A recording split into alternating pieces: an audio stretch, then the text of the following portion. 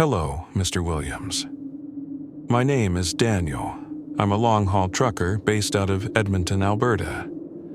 I've been working these roads for over 20 years, hauling freight through the Rockies, up to the Northwest Territories, sometimes even across to Manitoba. But what happened last winter changed the way I look at this job, changed the way I look at everything. It was mid-January, the kind of cold that bites right through your gloves and turns your breath into ice before it leaves your mouth. I was headed north on Highway 40, a desolate stretch that cuts through thick forest and climbs into mountain passes where the wind sounds like it's screaming. I was hauling a load of industrial generators to a mining site near Grande Cache. Nothing unusual, but I'd had a fight with my brother that morning over something estupido family land stuff. He said some things that hit where it hurts, so I hit the road in a mood. Needed space, you know? Silence. By the time I crossed into the forested stretch near two lakes, it was already dark. Around 6 p.m. No moon. The trees looked like black spears stabbing at the sky. Snow had started coming down, heavy, thick flakes clumping against my windshield. I slowed down to 60, turned on the fog lights. That's when I first noticed something strange. The CB radio started crackling, not unusual in remote zones, but the static had a weird rhythm, almost like breathing. I turned it off. Then I saw tracks. Not tire tracks, not moose or elk. These were enormous. Barefoot. 5 toes, spaced far apart. Each print must have been at least 18 inches long, leading from the tree line out onto the highway, crossing right in front of me, then vanishing into the opposite woods. I thought maybe a hoax, some hunter messing around. But no one comes out here in this kind of cold, not on foot, not without leaving vehicle tracks. About 20 minutes later, the smell hit. Rotten meat, wet dog, old blood. It filled the cabin like it seeped through the vents. I gagged, opened the window, regretted it. Immediately the cold slapped me like a brick. I closed it again, but the stench remained. My stomach churned. Then came the thump. A single heavy impact, like something massive landing on the trailer roof. I felt it through the steering wheel. My first thought was maybe snow fell from a tree, but there were no branches tall enough to reach the trailer's center. And besides, it didn't slide off. It stayed. I pulled over, left the engine running, got out with my flashlight. Snow crunched under my boots, brittle and sharp. I walked to the back of the trailer. The night was too quiet. No wind, just my breathing, and that smell now stronger outside. I pointed the flashlight upward, and there it was. Something crouched on top of the trailer, covered in matted fur, dark and soaked. Its limbs too long, its arms bent backward, not forward. No eyes I could see, but it turned its face toward me. I froze. I didn't scream, I didn't move. It tilted its head slow, deliberate, like it was studying me. I felt heat in my chest, like my lungs were boiling. My legs wouldn't respond. Then, without sound, it leapt into the woods. No rustling, just gone. I don't know how I got back in the truck. I don't remember shifting gears. Just remember miles passing, snow smearing the windshield. The radio stayed off. When I reached the mining site the next morning, I told them I hit a moose. That's why there was a dent on the trailer roof. They didn't question it. But the smell, it never left. Days later, I still caught whiffs of it in my clothes, in the truck, even at home. My wife thought I was losing it. I started leaving the lights on at night. Installed cameras around the yard. Haven't driven that route since.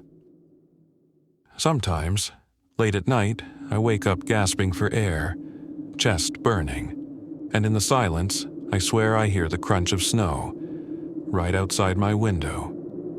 Thanks for listening, Mr. Williams. Rest stop at mile 233. My name is Daniel. I'm from Monterey, and what I'm going to tell you happened 2 summers ago on a road trip in the United States. It was supposed to be a vacation dot, my first real vacation in years. I work as a mechanic, long days, low pay, always saving for later. My younger brother, Julian, kept telling me we should go see the Grand Canyon, Las Vegas, all those places you see in movies. He loved to drive. Said the highway made him feel free. He died on a highway just outside Saltillo. He fell asleep at the wheel coming back from a party. A drunk driver hit him anyway. That's what the report said. The others in the car survived. Julian, no.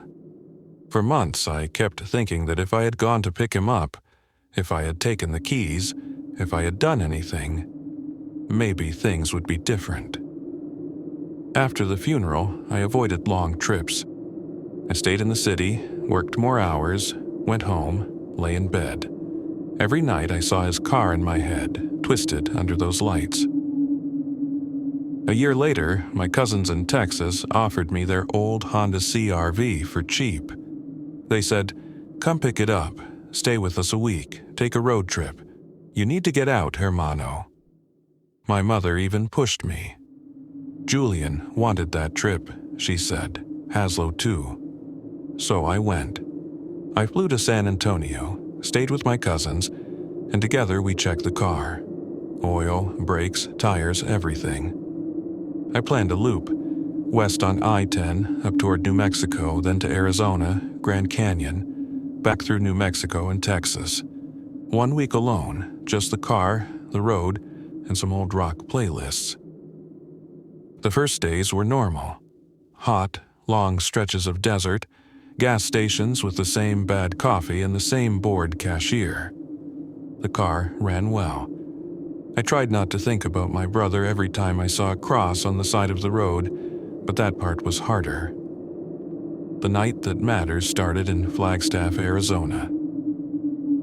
I had spent the day at the Grand Canyon, walking along the edge, watching families take pictures, hearing kids complain they were tired. I watched a boy about the age Julian was when he got his first bike, and I had to look away. By sunset, my head hurt. I ate a burger, drank 2 strong coffees, and decided to drive east a few hours before sleeping. Big mistake. I left Flagstaff late, almost 10 p.m., heading east on I-40 toward New Mexico. My plan was simple. Drive 2, maybe 3 hours, then find a motel. The sky was clear, the moon was thin, like a cut in the dark. The air felt dry, the kind that scrapes your throat. After an hour, the traffic faded. No more families, no more RVs. Just a couple of semis far ahead, lights floating in the distance. I turned the music down because I started to feel that heavy veil that comes before sleep. I knew that feeling. Julian died with that feeling. I rolled the window slightly and let in the cold air. It helped for a while. The first strange thing was the GPS. I was using my phone with offline maps. It showed the blue line of I-40, straight and boring. Then, as I passed a green sign that said mile 212, the route on the screen jumped. The blue line curved sharply to the right, toward a small exit that, according to the real sign outside, didn't exist. On the screen, though, there was a label. Rest area, mile 233. I glanced through the windshield. Dark desert on both sides, no exit, no lights. Just asphalt and that endless dotted line. I tapped the screen, thinking it was a glitch. The map flickered, then went back to normal. Straight line, no rest area, no exit. I told myself I was tired and ignored it. Another 30 minutes went by. My eyes burned. I took a sip of warm water from a plastic bottle. The sky seemed heavier. The road signs looked older, dirtier, a little worn from the wind. Then I saw it. To my right, about half a kilometer ahead, 2 faint orange lights. Sodium lamps, the kind you see in old parking lots. As I got closer, I noticed a small blue sign on the shoulder. Rest area 1 mile. I let out a breath. Good, I said out loud, just to hear my voice in the cabin. I was fighting sleep. A rest stop sounded perfect.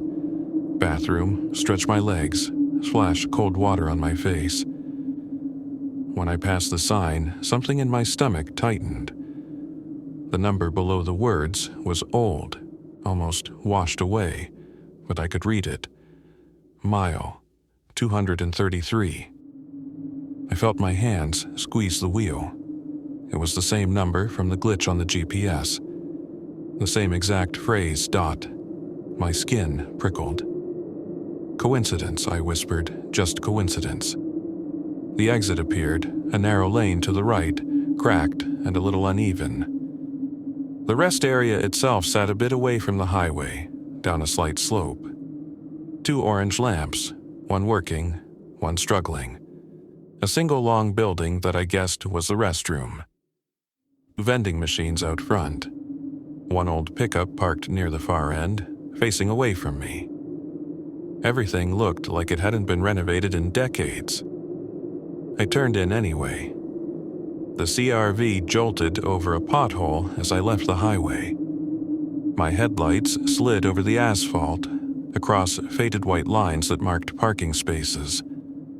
Painted on the ground near the entrance was a symbol for handicapped parking, almost gone. I parked close to the building, in a spot near the vending machines. I turned off the engine. The sudden silence hit me. I was used to the hum of the tires, the soft hiss of the AC. Now there was nothing, just a distant rush of a truck passing on I-40 and the electric buzz from the one working lamp. The air outside was cooler than in Flagstaff. Not cold, but enough to raise goosebumps on my arms. It smelled like dust, hot metal, and that faint scent of old urine that every restroom has. As I stepped out, I noticed the pickup again. It was an old Ford, maybe early 90s, dark blue or black. No plates in front. The back was empty, no sign of movement inside. The windows looked too dark, even for tinted glass. For a moment, I thought about checking if someone needed help, but then I remembered the time and my own drowsy state. Bathroom, water, back to the car. That was the plan. The restroom door creaked when I pushed it. Inside, the light flickered once, then stayed on, weak and yellow. 2 stalls, 1 urinal, 1 sink. Everything stained, but not filthy. Old graffiti on the walls, names and hearts and crude drawings. I did my business, washed my hands. As I turned off the tap, the automatic hand dryer started on its own without me touching it. Its blast of hot air made me jump. I laughed nervously. The sound bounced against the tile. Then the light went out. Total darkness. The dryer stopped at the same time. I froze. I could hear my own breath, short and loud, and the distant hiss of the highway outside. I lifted my hand, trying to see it, but there was nothing. Just thick black. I reached for my phone in my pocket, but before I could pull it out, the light came back. No flicker, just on. The dryer stayed silent. I stared at it. The silver face was still, its little red sensor light off. Old wiring, I said to myself. Relax. Still, my heart was pounding faster now. I didn't even bother drying my hands. I walked out, pushing the door harder than needed. The hinges groaned. Outside, the parking lot felt different. Colder. The lamp above my car hummed louder, almost like a swarm of distant insects. The orange bulb cast a cone of light that seemed too small, too weak. The rest of the area stretched away in murky gray, where the second lamp still flickered like it was about to give up. The highway, just beyond the small slope, sounded wrong.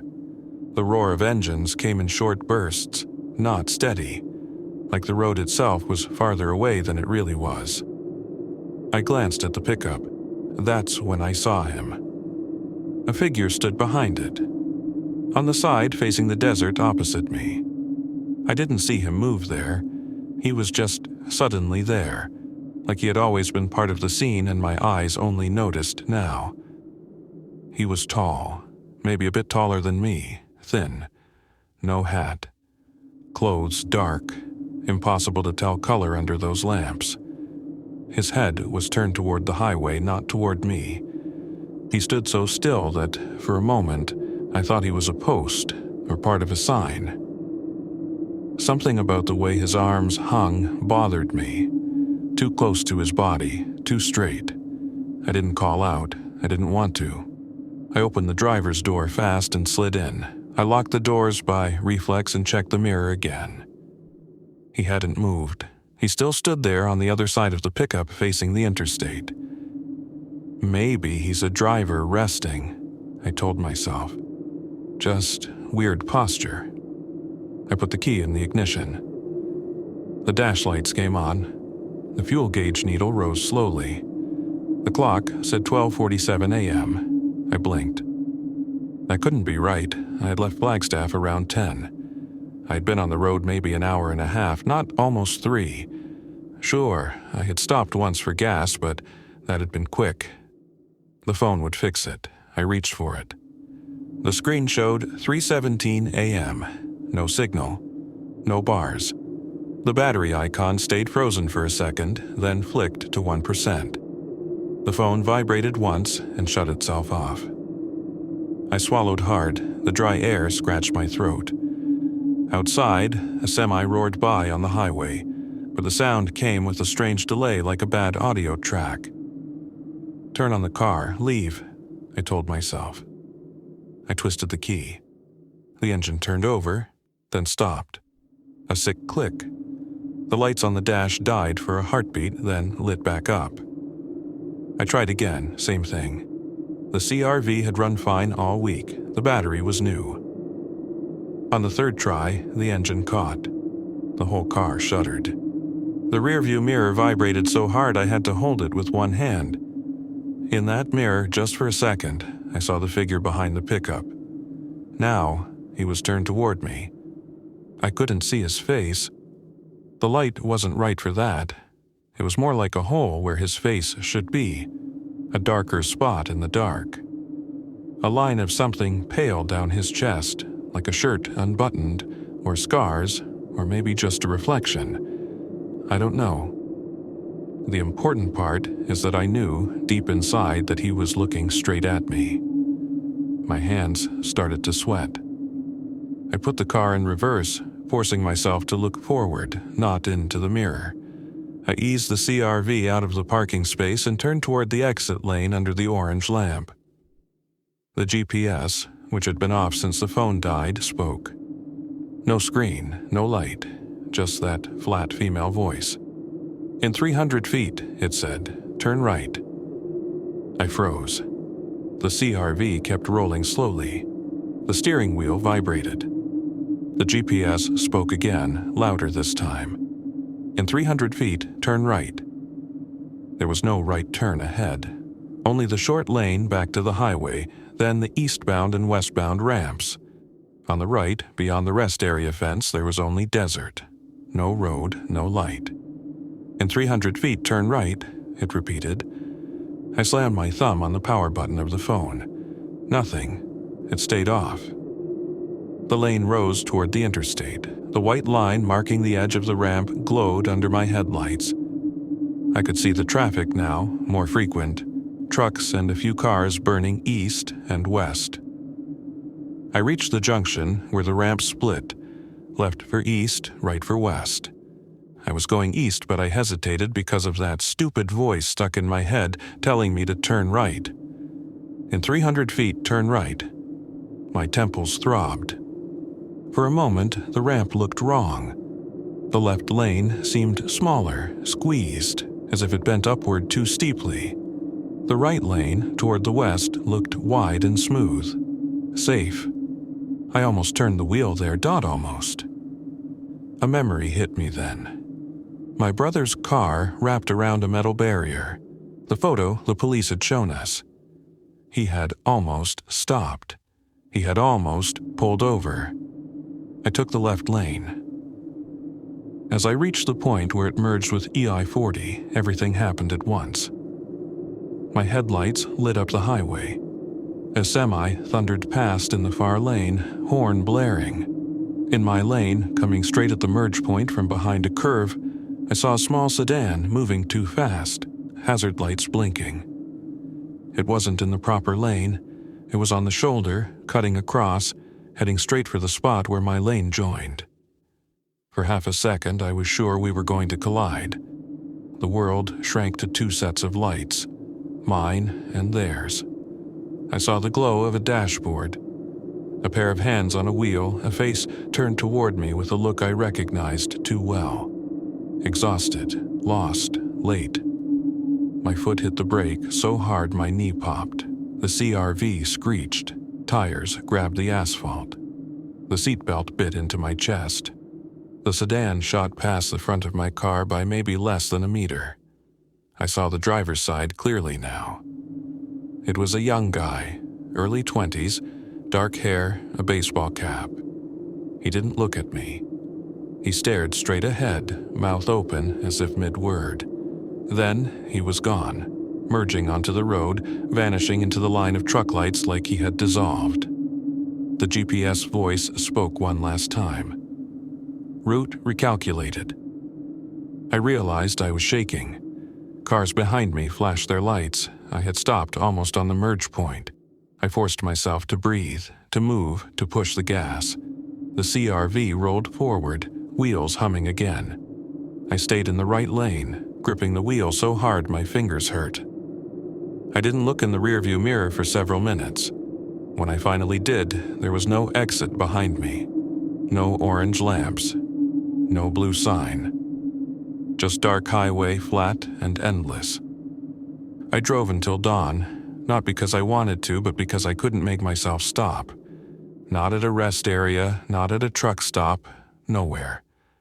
I watched every mile marker. I never saw 233 again. At a gas station in New Mexico, I finally pulled over. Sunlight was creeping over the horizon, painting the desert in dirty gold. I filled the tank, walked into the store, and bought coffee. My hands still trembled when I held the cup. The bored cashier, a woman in her 40s, noticed. "Long night?" she asked. "Yeah," I said. "I stopped at a rest area back there. Mile 233, old place. Orange lights. Do you know it?" She frowned. "There's one around 220-something, she said. "They closed it years ago, too many incidents. I don't think it's open anymore." "Incidents?"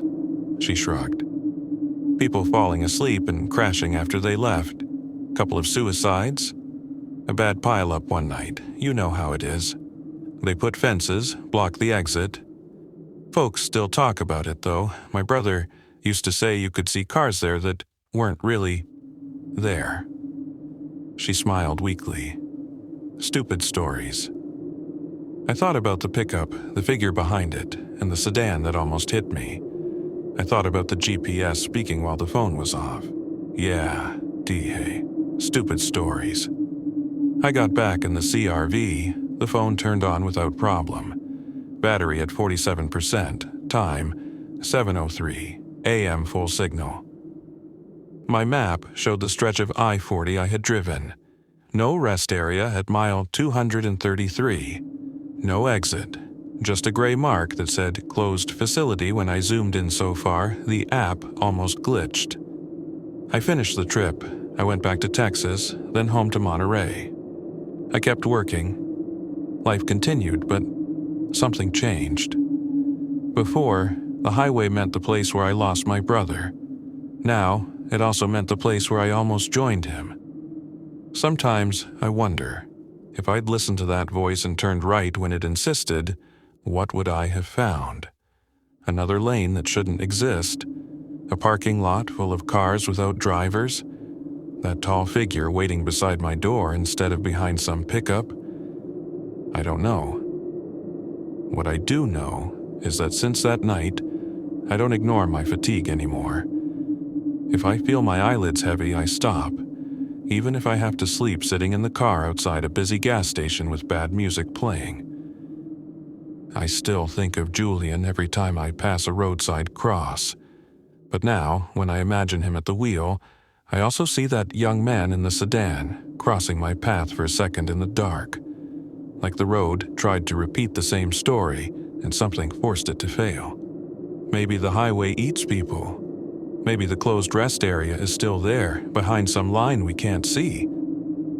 Or maybe I was just a tired tourist who almost caused a crash. You can believe whatever you want.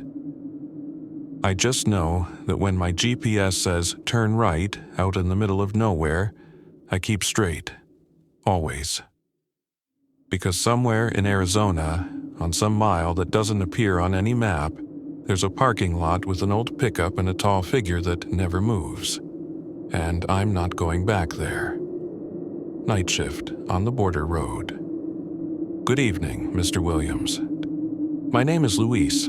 I am a truck driver from Sonora, Mexico, and I work mostly at night on the routes near the border with Arizona.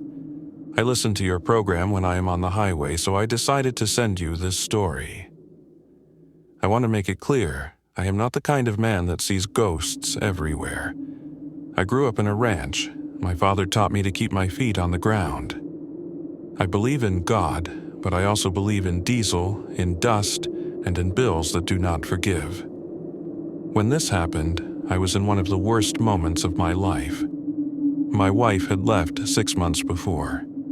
She took our son to her mother's house in Nogales because, according to her, I lived more in my truck than in my own home. My mother was sick, her kidneys were failing, and the treatments were eating all my savings. So I started taking every night run they offered me. The boss knew I never said no. I slept in the cab. I ate what I could at gas stations. I kept telling myself it was temporary, that once I paid the debts, I would take a break, see my boy play soccer, maybe take my mother to the sea. That break never came. Instead, one night, I got the job that changed the way I see the road forever. That evening, I left Hermosillo with a refrigerated trailer full of chicken, headed to a distribution center outside Nogales. The plan was simple. Take the toll highway, reach the city around 4 in the morning, unload, and sleep in the yard until noon. But the load was delayed, and I left the plant almost 2 hours late. At the toll booth outside Hermosillo, there was a line of trucks and the operator told me they had had an accident further north. Traffic was slow on the main highway. My dispatcher called me on the radio. Luis, if you want to make it on time, take the free road. The old one, it connects again near Santa Ana, he said. I knew that road. Less patrols, more curves, few gas stations, almost no traffic at that hour. But I was tired, angry after another call with my ex, where she told me our son was already calling another man Dad. I did not want to argue more. I said yes. I turned off the toll road and took the older highway. The asphalt was cracked, the white lines faded. On both sides, the desert was a black sea, only broken by some dry bushes and old fences. The air at first was warm. It smelled of dust and dry plants. Inside the cab, I had the air on low. The engine hummed steady. The dashboard lights painted my hands in faint green. I turned on the radio and, by habit, looked for your podcast, Mr. Williams. The last episode I had downloaded ended, and then there was only static. No signal, no stations. I checked the time on my phone, 1:47 a.m. I still had enough fuel, and I told myself I would stop at a place I knew, a Pemex station called El Desierto. It was small, but open all night. Good coffee and a dirt parking lot where you could rest the eyes for half an hour. I drove in silence for a while. The road seemed to repeat itself. Curve, straight line, curve again. At some point, I noticed a broken billboard on the right, half fallen, with only a woman's face visible under the light of my high beams. 10 minutes later, I saw the same face, the same broken corner, the same rust on the poles. I thought I was confused. Maybe the company paid for many boards with the same ad.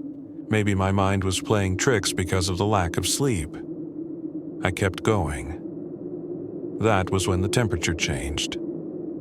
It did not start as a breeze or something slow. It was like stepping into a cold room. One moment, my forehead was sweating. The next, I could see my breath turning into a pale fog in front of me. I looked at the climate controls. The air conditioner was off. I turned the knob just in case. Nothing changed. My fingers on the wheel felt stiff, as if I'd been holding ice. The windshield started to fog, but from the outside. I passed the back of my hand over the glass inside, and it stayed the same. I had to lower the speed because the world in front of me turned into a blurred tunnel with two white lines that disappeared and came back. The smell changed too. Inside the cab, it always smells like diesel, plastic, and the cheap lemon scent of the cleaner they use in the yard. De repente, a different odor covered everything.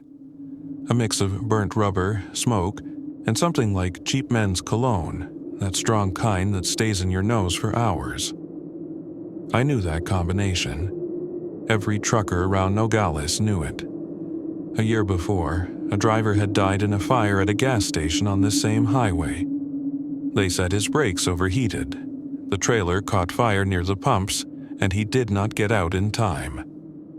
The people who tried to help remembered that same smell. I swallowed and told myself it was only my memory. But then the rosary hanging from my mirror started to move. Not like when you hit a bump and it swings. No. The road was straight. The beads rose slowly, stretched forward, and stayed in the air for a second, as if someone had taken them with two fingers and pulled. Then they fell again. I gripped the wheel. "Luis, you are tired. You need that coffee," I said out loud. Hearing my own voice made the cab feel more real. I looked at the clock on the dashboard, 2:10 a.m. When I looked at my phone, it said 1:52 a.m. I blinked and looked back at the clock on the dash. 2:11 a.m. The two times did not match. I told myself maybe I'd never changed one of them when the time zone changed for the border. I did not want to think much about it. I just wanted to see the lights of El Desierto station. A few kilometers later, I saw them. A green sign on the right, the familiar logo, the tall price board, and the pale yellow lights over the pumps. I let out a breath I did not know I was holding. I put on the signal and took the exit. When my wheels left the asphalt and touched the gravel of the entrance, the engine died. Just like that, no cough, no warning light. Everything went black inside, the dash, the radio, the cabin lights. The only thing that stayed on were the headlights, dim, pointing at the small station in front of me. Behind the main building, there was the dark line of low hills. The sky above was empty, no stars, no moon. I turned the key. Nothing, not even a click. The only sound was the creak of the trailer settling its weight behind me and my own breathing. I listened for crickets, for the distant sound of another engine on the highway. Nothing. The world was quiet in a way I had never felt. Even in the deepest part of the desert, there is always some hum, some life. Here, there was only silence, thick, almost with weight. I grabbed my flashlight from the door pocket and stayed seated for a moment, trying to decide if I should get down or stay inside. The air was even colder now. The window next to me had a thin layer of frost, but only on the passenger side, like someone had placed a block of ice on that seat. The belt on that seat was stretched, the buckle clicked into place. I had not fastened it. I always leave it free. My throat went dry. I did not want to turn my head to look at the seat, but I did it anyway. The fabric was pressed down, the way it looks when someone heavy sits on it. But there was no one. The smell of smoke was stronger. mixed with that same cologne. Something in me, maybe pride, maybe stupidity, made me open the door. The cold from outside hit my face like a bucket of well water. Gravel crunched under my boots as I stepped down. The station looked wrong. I had been there many times. I knew the white paint on the walls, the blue doors, the vending machines by the entrance, the metal chairs where drivers sat to smoke. Now, the paint was black in several places. The roof above the pumps was bent and dark. The plastic numbers on the price sign were half melted. The glass door of the mini-market was cracked, and the metal frame was twisted as if something had pushed it from inside with terrible force. Yet, inside I could see lights. The coolers at the back were on, with their pale blue glow. A coffee machine flickered behind the counter. A neon sign at the window blinked, open, but only half of the word lit, so it looked like ON. I knew that could not be. That station had burned after the accident of that other driver. The company had held a memorial. I had passed by in the daytime after the fire and saw nothing but yellow tape and charred walls. Now it stood there, halfway between ruin and life, as if the fire had never finished its work. I thought of calling the dispatcher. I took my phone out, no signal. The screen clock said 1:47 again. Then I heard steps behind the trailer. Slow, heavy steps on gravel, going from one side of the truck to the other, as if someone was checking the tires. The way we do before a long trip. I turned with the flashlight and shouted, "Who is there?" The beam of light hit the metal side of the trailer, the wheels, the dusty ground, nothing more. The steps stopped. For a moment I thought it was another driver, maybe someone who had parked on the other side, but there were no other trucks, no cars, only mine. Then, in the silence, something scraped the metal of the rear doors, as if a hand slid slowly down the surface. I felt the hairs on my arms rise. My fingers were numb from the cold, but sweat ran down my back. I forced my legs to move and walked toward the station building, telling myself that if there was a night worker inside, if I heard a human voice, everything would go back to normal. As I approached the glass door, the smell of smoke grew stronger. I could see inside more clearly. Shelves with snacks, a radio on the counter with its red light on, the coffee machine with a pot sitting on the burner. But the coffee inside was black, like tar, and thin threads of smoke rose from it without any steam. There was someone behind the counter. A man with his back to me, wearing a dark green uniform and a cap with the company logo. I could see the outline of his shoulders, his arms resting on the counter, his head slightly down, as if he was reading something. I knocked on the glass. "Good night, the pump is dead. My truck won't start," I called. My voice sounded strange, like it came from far away. The man did not move. I knocked again, harder. The neon open sign blinked faster, then went off. The radio on the counter went from silence to a burst of static that filled the room. Through the noise, I thought I heard CB codes, distant voices calling each other, but no words were clear. The man behind the counter did not turn around. Still, I had the strong sensation that he knew I was there, that he was paying attention to me. The temperature dropped one more time. I could see my breath thick against the glass. My hand on the door handle burned from the cold. I do not know how long I stood there. It could have been 10 seconds or 10 minutes. At some point, from the corner of my eye, I saw my own reflection in the glass, and next to me a second figure, a little taller, with the shoulders slightly bent as if tired. I did not dare look straight at it. Something in me broke. I let go of the handle and ran back to the truck. I climbed into the cab and slammed the door. The belt on the passenger seat was still closed, the fabric pressed down as if someone invisible was settling into place for the ride. I did not look in the mirror. I did not want to know if something was sitting next to me. I put the key in the ignition. once, twice. On the third try, the truck roared to life as if nothing had happened.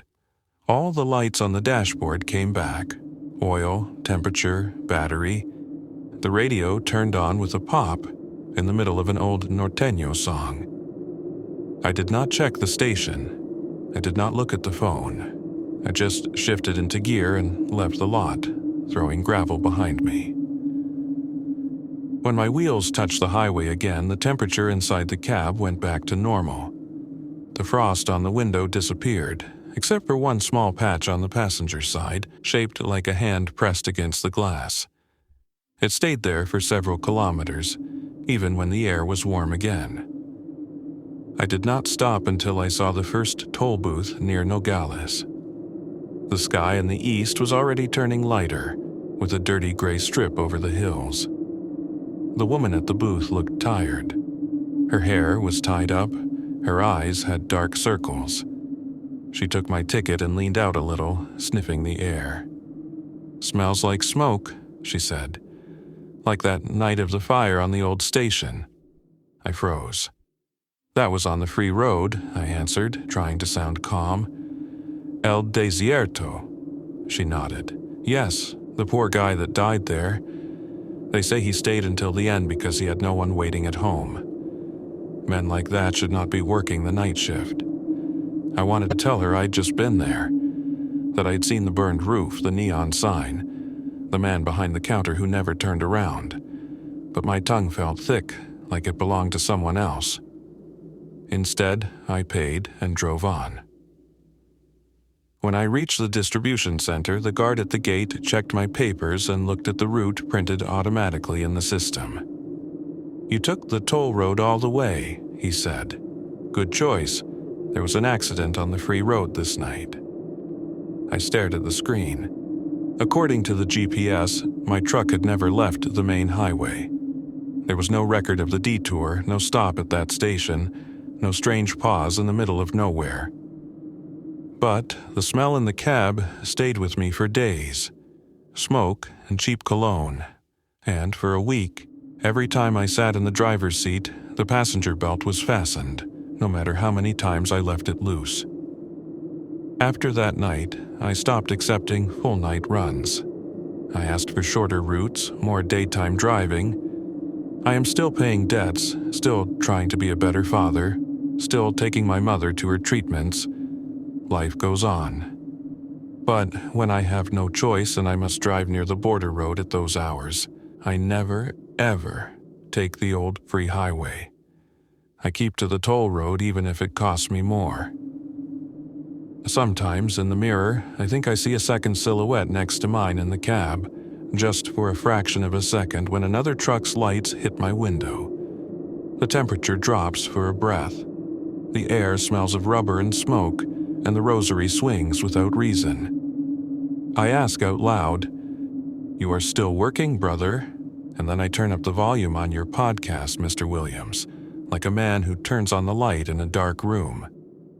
Because I have the feeling that somewhere on that stretch of road, a gas station keeps its night shift open for someone who never managed to go home, and from time to time he hitches a ride with those of us who still work under the same lonely sky.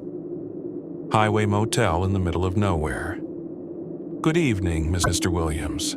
My name is Daniel. I'm from Monterey, but what I want to share happened to me a few years ago on a highway in the United States, during what was supposed to be a simple family vacation.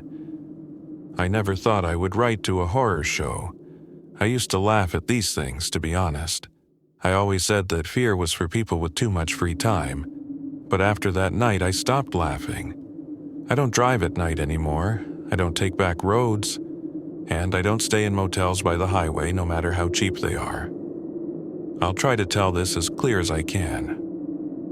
We had planned that trip for years. My wife, Laura, had family in San Antonio, and from there we wanted to rent a car and go north, visiting some national parks. It was our first trip with our son, Diego, who had just turned 9. He loved cars and maps, and he was excited about seeing real American highways, like in the movies. The truth is that the vacation was also an attempt to fix our marriage. A year before, I had lost my younger brother in a car accident. He was drunk. I was the one who should have taken away his keys. I didn't. He left angry after a fight with me and never came back. Since that night, I carried that weight inside my chest like a stone. I started drinking more, yelling more, sleeping less. Laura got tired of my mood swings. Diego began to fear me. When she suggested the trip, she didn't say it directly, but I understood. Either we breathe or we break. So I agreed. At first, things went almost well. We spent a couple of days in San Antonio, then we drove through West Texas. Long, straight lines, dry land on both sides, old gas stations that looked abandoned. Diego counted trucks and tried to guess from which state they came. Laura took pictures of everything, even of a dead tree in the middle of a field. The trouble started the day we decided to push a little farther than planned. We were on our way to New Mexico. According to the GPS, there was a small town called Red Hollow where we could sleep and continue the next day. But I miscalculated the distance, and the sun went down while we were still far away. "Let's stop before we get there," Laura said. "You're tired." I didn't want to admit it, but she was right. My eyes burned, my neck hurt, and the white lines on the asphalt began to blur. Still, I insisted on continuing. I wanted to show I was responsible now, that I could handle a simple road. Diego fell asleep in the back seat. The highway got emptier and darker. The last colors of the sunset disappeared, and we were left alone with our headlights and that black line ahead. The radio lost the station, and there was only static and a low buzz. Then the gaslight came on. I hadn't realized how low the tank was. I swore under my breath, and Laura looked at me with that old disappointment in her eyes, the one that said again without saying the word. "There should be a gas station soon," I said, trying to sound calm. "Look, there's a sign." We passed a green sign, Red Hollow. 42 miles under that, another smaller one. Exit 214 Motel Gas, 3 miles. "See?" I said. "We'll stop at the motel, sleep there, and fill up in the morning." Laura nodded, but she didn't look convinced. Trace miles later, we saw the exit. It was a narrow ramp that went down and curved to the right. There were no other cars, no lights except ours. As we came out of the curve, I saw it. An old, one-story motel with a broken neon sign that only showed some letters in red. Hotel. A gas station with 2 pumps stood beside it, all of it surrounded by dark, flat land. "It looks old," Laura said. "It's just for one night," I answered. "We don't have much gas to keep looking." I parked near the motel office. The lights were on inside, but I didn't see anyone at the counter. The air outside felt colder than in the car, and it had a strange smell, like old dust and gasoline that has been sitting for years. "Stay here with Diego," I told Laura. "I'll get the room." I opened the door. The bell above the frame rang with a dull sound when I entered. The office had that yellowish light of old tubes. There was a chair, a TV off in a corner, and the counter with a bell. Behind it, a board with hooks and metal keys with big numbers hung in a line. There was no one. I rang the bell. Nothing. "Hello," I called. "Anyone here?" Silence. The only sound was a buzzing from the light and the faint noise of the highway, far away. For a moment, I thought about going back to the car and leaving. But then I heard a door opening behind the counter. An old man came out, thin, with gray hair slicked back and a face that looked more tired than angry. "Room?" he asked in a dry voice. "Yes," I said. "Just one night. My wife and kid are in the car." He slid a form toward me and a cheap pen. His hands were stiff and his eyes seemed to avoid mine. "Cash," he said. I paid him. He put the bills in a metal box, took one key from the board, and left it on the counter. "Room 7, he said. "No smoking, no noise. Checkout is at 7. "At 7? That's early." He shrugged.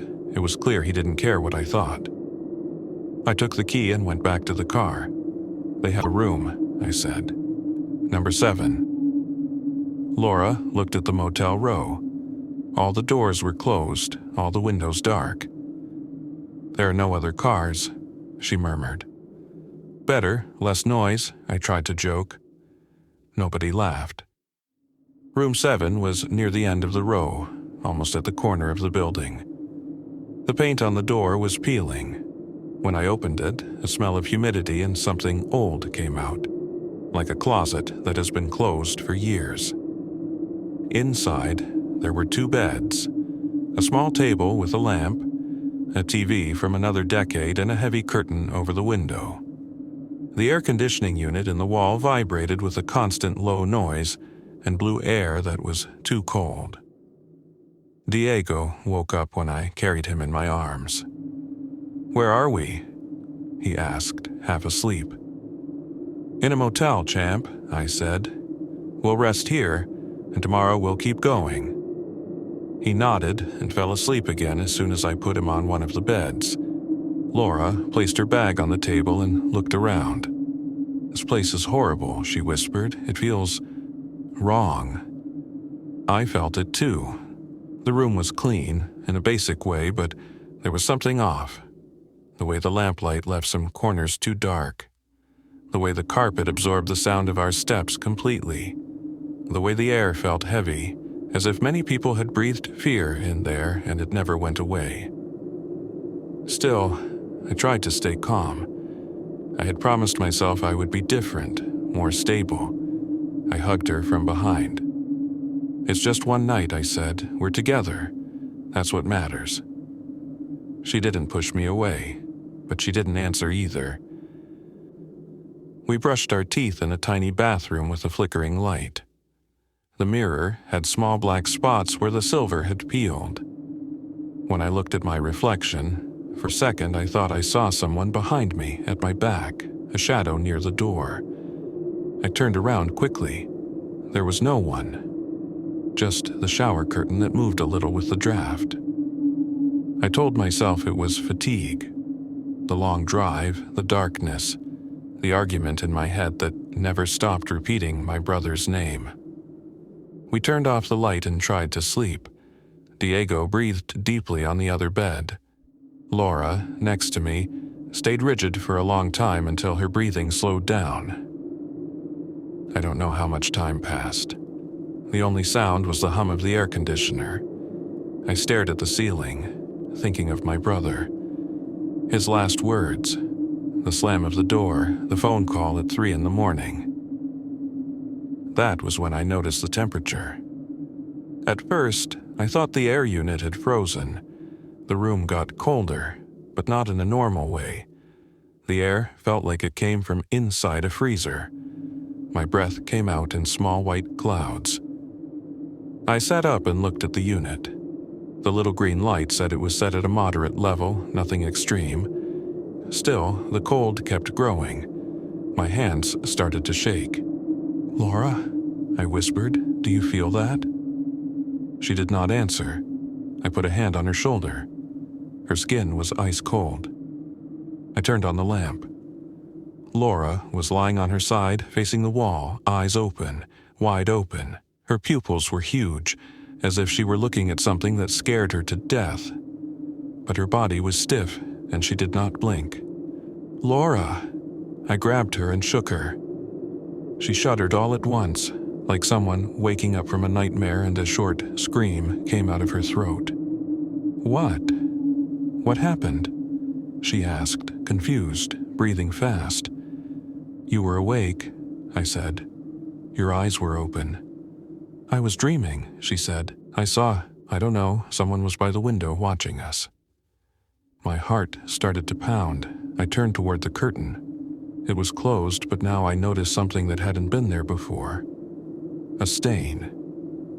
At the lower part of the fabric, near the floor, There was a dark mark, like dirty water that had seeped up. But it wasn't uniform. It had a shape. 2 vertical marks side by side, and another above them, like 3 long fingers that had slid up the curtain. "Did you see that?" I asked. Laura nodded, pale. Diego moved on his bed and let out a low sound like a whimper. I went to him. He was also cold to the touch, but his face was covered in sweat. His eyes were moving fast under his closed lids. His lips were parted. "Diego, wake up," I said, shaking him gently. He didn't wake. Instead, from his throat came a sound I had never heard from him. Not words, more like a deep, slow sob, as if he wanted to cry, but something held him. His small hands gripped the blanket with force. His nails dug into the fabric. "Daniel," Laura whispered behind me. "Please, let's leave." I looked at the key on the table, the bags half open, the darkness behind the curtain. The sensible thing was to grab our stuff, get in the car, and drive until we found a better place. But the gas gauge came to my mind. The empty highway, the distance to the next town. "We don't have gas," I said. "If we get stuck on the road, it could be worse." I regretted those words as soon as I said them. Diego let out another muffled sob, longer this time. On the curtain, the stain seemed higher now, like those 3 fingers had climbed a few more centimeters. I took a deep breath. "I'll go see if the station pump works," I said. "I'll fill the tank, come back, and then we leave. Just stay with him. Don't open the door to anyone, to no one." Laura, still trembling, nodded. I dressed quickly, took the car keys, and went out. Outside, the cold was even sharper. The sky was clear, but there were no stars, just a dark vault. The neon sign flickered. From the office, the light was off now. I walked toward the gas pumps. The gravel under my shoes made a dry crunch that sounded too loud in the silence. The pumps were old, with analog numbers and cracked plastic. I tried to use my credit card, but the slot seemed dead. No lights, no signal. I looked for a button, a helpline, anything, nothing. I turned toward the office, ready to go wake the old man, and that's when I saw it. Room 7's curtain. From where I stood, I could see the line of windows, all dark, all with closed curtains, except one. Our room. The curtain moved, very slowly, from side to side, not like wind. The air was still. It was a steady sway, like someone standing at the window and touching the fabric with a hand. I froze. Then I saw a shape behind it. Not complete, just darker than the rest of the room, about the height of a child, standing very close to the glass, almost pressed against it. My first thought was Diego, but he was in bed when I left. And that shape, there was something wrong with the outline. The head seemed a bit too big, the shoulders too narrow, the arms too long. I took a step toward the room. My breath came out in bigger clouds now. The cold bit into my face. The buzz in the air changed, like a low electric sound growing slowly. The curtain stopped moving. For a second, everything went still. Then, from inside the room, I heard Diego again. A sob. Longer, more desperate. It cut off in the middle, like someone had put a hand over his mouth. I ran. I opened the door to room 7 with a force that made it hit the wall. The lamp was still on. The air felt even colder than outside, and thick, like breathing smoke. Laura was by Diego's bed, trying to wake him. She looked at me with sheer terror. "He can't wake up," she said. "He can't." I grabbed my son. His body was rigid, his eyes still closed, but his mouth opened as if he wanted to scream and couldn't. From somewhere deep in his chest came that same suffocated sob. The veins on his neck were marked. His hands were stretched to the side, fingers curled. "Diego!" I shouted. "It's Dad! Wake up!" Nothing. I shook him harder. "Stop! You're hurting him," Laura cried. I looked toward the window. The curtain was still, but now the stain was higher, at the middle. The 3 finger lines reached about the height of Diego's head if he stood there. In my mind, I saw something that I never told my wife before. I saw my brother's car, hours after they towed it, with the mark of his hands on the glass. 3 long streaks on the inside of the window where he tried to push to get out. Hands that I did not stop that night. A door that I did not block. A key that I did not take from him. "Daniel," Laura whispered, "what are you looking at?" I didn't answer. I stood up, still holding Diego, and walked toward the window. Every step felt like walking through water. My legs were heavy. The buzzing sound in the room increased and my ears began to ring. I stopped in front of the curtain. The cold there was different. It had a weight, like standing in front of an open tomb. My hand shook as I reached out. The fabric felt wet, but when I looked at my fingers there was no moisture. Only that smell, strong now, old gasoline and burnt rubber. Laura sobbed behind me. "Don't open it," she begged. "Please." But it was already too late. I had the feeling that if I didn't look, if I didn't face whatever was there, I would lose my son, just as I had lost my brother. I don't know why. It was not logic. It was something else, heavy and blind, that pushed me. I pulled the curtain aside. The window glass showed our reflection. Me, pale, with Diego in my arms. Laura behind, with her hand on her mouth. Outside, the parking lot, the pumps, the empty land. And then, between my reflection and the darkness, I saw it. Not clear, not with full form. More like a darker area in the glass, right where someone's face would be if it were on the other side, pressed to the window. 2 spots darker still, like eyes without light. No mouth, no details. Just that suggestion of a face that watched us. Close, too close. It didn't move. But the cold came from there, as if something on the other side was forcing itself into the room. My teeth started to chatter. Diego's body shook in my arms. The buzzing got louder and changed to a thin, almost inaudible whine. "I'm sorry," I whispered. I don't know if I said it to my brother, to my son, or to that thing.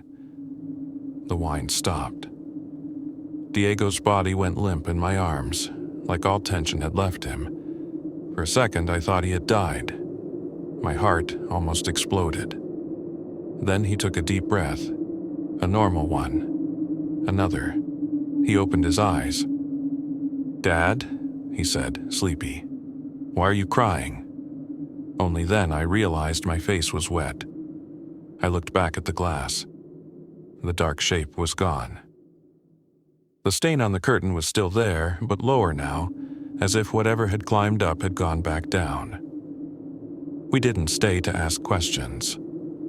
Laura packed our things without even folding them.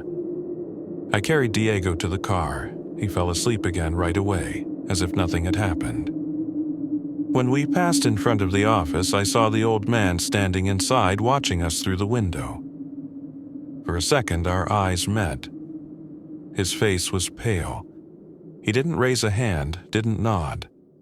But I had the strange sensation that he knew exactly what had happened in that room. We left the key on the seat and drove away. Somehow, the car had more gas than it should. The needle was higher than before. I don't know how to explain that. Maybe I misread it. Maybe not. I didn't stop until the sky began to clear and we saw another town, another newer motel with a bright sign and cars in the parking lot. We never went back to Red Hollow. In fact, I never found it again. Months later, I tried to locate the name on a map on some travel forum. Nothing. There was a red something and a hollow something, but not that exact town at that exit. Not that motel with that number. I don't know what was in room 7. I don't know if it had anything to do with my brother, or if it just used my guilt to come closer. I only know that night, on that highway in a foreign country, something old and cold pressed its face against the glass and looked into my family. Since then, I sleep less, but I drink less too. I spend more time with Diego. Sometimes, when he falls asleep in the car, his hands curl just like that night, and my chest tightens. I touch his shoulder and make sure his skin is warm. From time to time, when we pass by any highway motel, I see the curtains of one room move even if there is no wind. I try not to look at the glass. I don't want to find that dark shape again, waiting on the other side. That's all, Mr. Williams. I don't expect anyone to believe me, but I needed to tell it. Maybe that face is still there, behind some curtain in some old room by some empty highway, waiting for someone who carries enough guilt to open the door. Highway exit with no name. Good night, Senor Williams. My name is Daniel. I am from El Paso, but this happened far from home, in the middle of a highway in Utah during what was supposed to be a simple family vacation. I never thought I would send a story to your show. I am not a truck driver, I am not a soldier, I am just a regular guy who works too many hours in a warehouse. I used to laugh when my cousins talked about ghosts on the road. After what I lived that night, I don't laugh anymore. I don't sleep well either. I need to explain a bit before I tell you what I saw. I'd been working 6 days a week at a logistics company. Long shifts, bad pay, bad bosses. My wife, Anna, kept telling me we needed a break. We have one son, Mateo. He is 9. Last year I missed his birthday because my supervisor needed me for inventory. When I got home that night, he was asleep with his party hat puesto, still en la cabeza, next to an empty cake. Anna did not yell. That was worse. She just looked at me like I was someone she no longer knew. We did not speak much for weeks. In every silence, I felt something rot between us. One night, she just said, "Let's take a road trip. No planes, no work calls, no maybe later, just us." I felt guilty. I said yes. I promised I would leave the phone in the glove compartment. I promised I would be present for Rio. We planned a loop, from El Paso up through New Mexico into Colorado, then Utah, then back down. 10 days on the road, motels, cheap diners, national parks for Mateo. I told myself this trip would fix everything, like a stupid bandage on a deep wound. The first days went well. We took pictures in front of Red Rock canyons. Mateo collected stupid little rocks from every stop. Anna even smiled the way she used to, not solo por educación. On the 5th day, we crossed into Utah. It was summer, but the air felt dry and cold under the car's AC. Long stretches of highway, almost no houses, only gas stations every many miles. The sky looked huge, empty, like it could swallow us. That was the day everything changed. We left a small town late. I had driven too slow inside a park and we lost daylight. The GPS said 4 hours to the next motel. Anna told me we could sleep in the car if I got tired, but I wanted to show I could handle it, that I wasn't that man who missed birthdays. So we kept driving. Around 10 at night, Mateo fell asleep in the back seat, hugging his stuffed dinosaur. The highway was almost empty. No streetlights, just the beams of our headlights and, from time to time, the glow of another vehicle far away. The road was straight, miles and miles of black ribbon cutting the desert. On the sides, only low bushes and dark shapes of rocks. The radio only got 2 stations with static. Finally, Anna turned it off. The car filled with that strange silence of long roads, where even your own breath sounds too loud.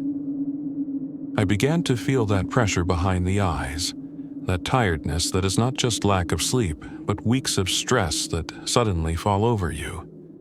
I drank warm coffee from a gas station cup. It tasted burned and old. It did not help much. "If you're tired, we stop," Anna said, looking at me from the passenger seat. "I'm fine. We're good. Just another hour, maybe less." She looked at me like she wanted to believe that. Then she looked back at the GPS. The blue line crossed a long empty zone, no towns, no services marked. Just one icon, a rest area sign some miles ahead. "We can stop there," she said. "Just to stretch our legs, wake up a bit." I agreed. Even my hands on the wheel were sweaty. The air in the car smelled like plastic, coffee, and something else. That dry metal smell the desert has at night. After a while, I saw the sign, "Rest Area 1 mile." No name, just that. A simple sign, dirty, half-lit. We took the exit. The rest area was small. Just one loop around some bathrooms and a few picnic tables with roofs. 3 dim lights stood on high poles, but only 2 worked. The last one blinked, as if it were about to die. There were no other cars, no trucks, no people, only a trash bin overflowing, a soda can rolling with the wind, and the constant whisper of the highway in the distance. I parked near the bathrooms, turned off the engine. The sudden silence made my ears ring. "Wake Mateo, I'm going to the bathroom," Anna said. She stepped out, pulling her sweater tight around her. The wind was cold, dry, and it smelled like dust and piss. I turned around to wake Mateo. "Hey, champ, we're stopping for a bit. You want to use the bathroom?" He opened one eye and shook his head. "No, Dad, I'm fine." He turned to the side and kept sleeping. I smiled a little, assumed the soda he drank hours ago was already gone from his system. I got out of the car and stretched. My back hurt, my legs felt heavy. I walked a little, feeling the gravel under my shoes, listening to that constant low roar of the distant highway. There was a big map on a board near the entrance of the rest area. "Welcome to Utah," it said, with pictures of families smiling. Someone had sprayed black paint over one of the faces. The paint dripped down like tears. For some reason, that bothered me. I looked around. No traffic on the main road, no insects singing. No sound from the bathrooms where Anna had disappeared some minutes before. Too quiet. I checked my watch. She'd been inside for longer than expected. I laughed at myself. Maybe she just needed a moment of peace, away from me and from the kid. I almost went back to the car to sit and wait. Then I heard the first thing that did not fit. It was a soft scrape, like something dragging over concrete. Not heavy, but slow. It came from behind the bathrooms, from the dark area where the light did not reach. I turned my head, trying to see. The building had only 2 doors. Men and women, both open. The light inside was yellow and weak. The back of the building, where the sound came from, was just a wall of shadow. I told myself it was the wind pushing a plastic bag, or maybe a stray dog. Then I realized the wind had stopped. The air went still, sudden, like the world had taken a breath and was holding it. The scraping sound came again, slower, closer. My first thought was not ghost or anything like that. It was, someone is back there, maybe a homeless guy or a drug addict. We were far from any town. People like that sometimes live around these places. I felt my chest tighten. "Anna?" I called. No answer. I walked toward the bathrooms. My shoes sounded too loud on the gravel. Each step echoed. Looking inside the women's bathroom from the door, I saw 3 stalls, 2 sinks, a mirror with cracks. One light flickered. There was nobody.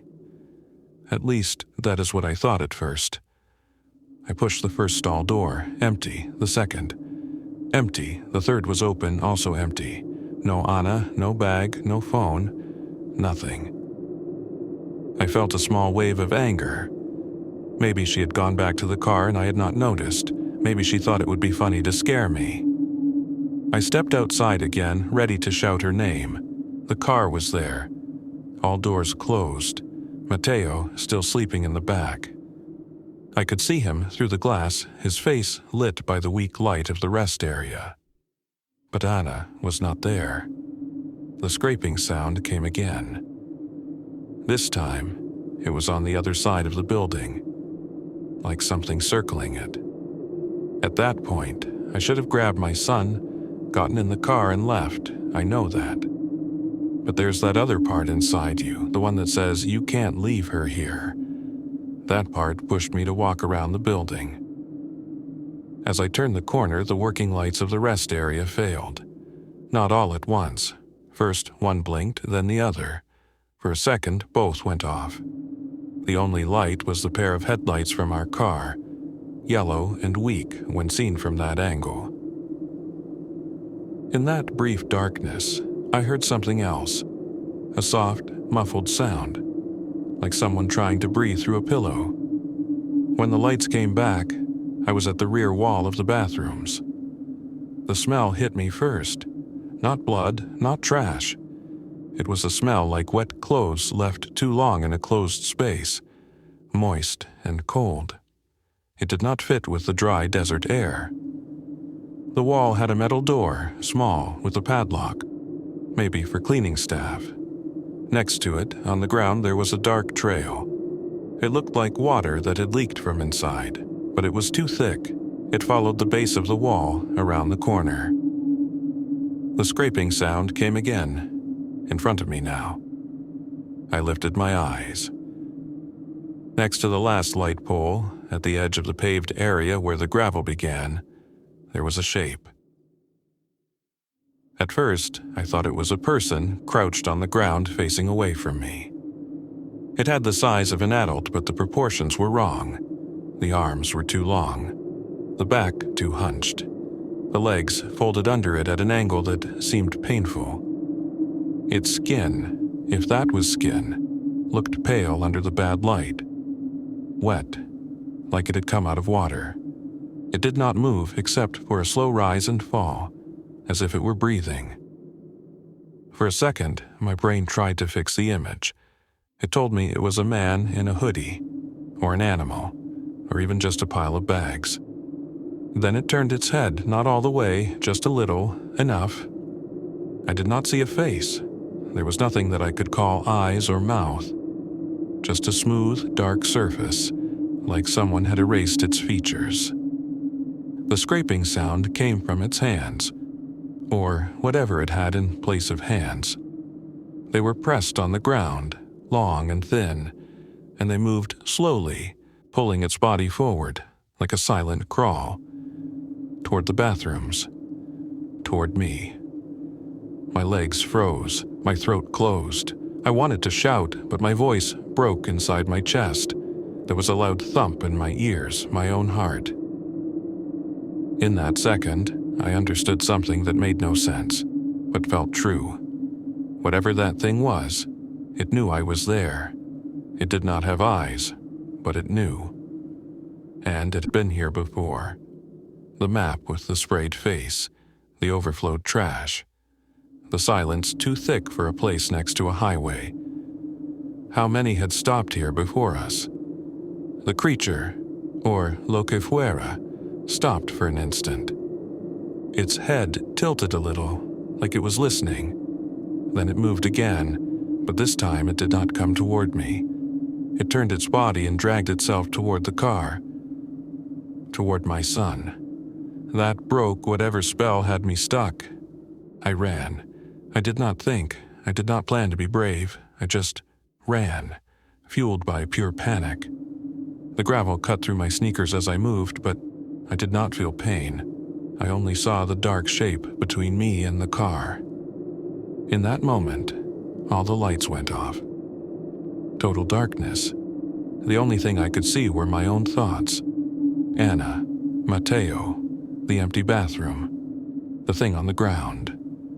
I heard a small sound then, a soft knock, from the car, like something tapping on the glass. I screamed Mateo's name. That was the first sound I made. And then, as if my scream had pushed it, the car horn blared. Short, frantic honks, like the hand of a child hitting it without rhythm. The lights came back in a weak blink. The shape was no longer next to the pole. It was pressed against the passenger side of the car. Its long arms were stretched, flat against the window, as if trying to feel something inside. The smooth surface of its head touched the glass, moving in small circles, slow, like a blind thing smelling.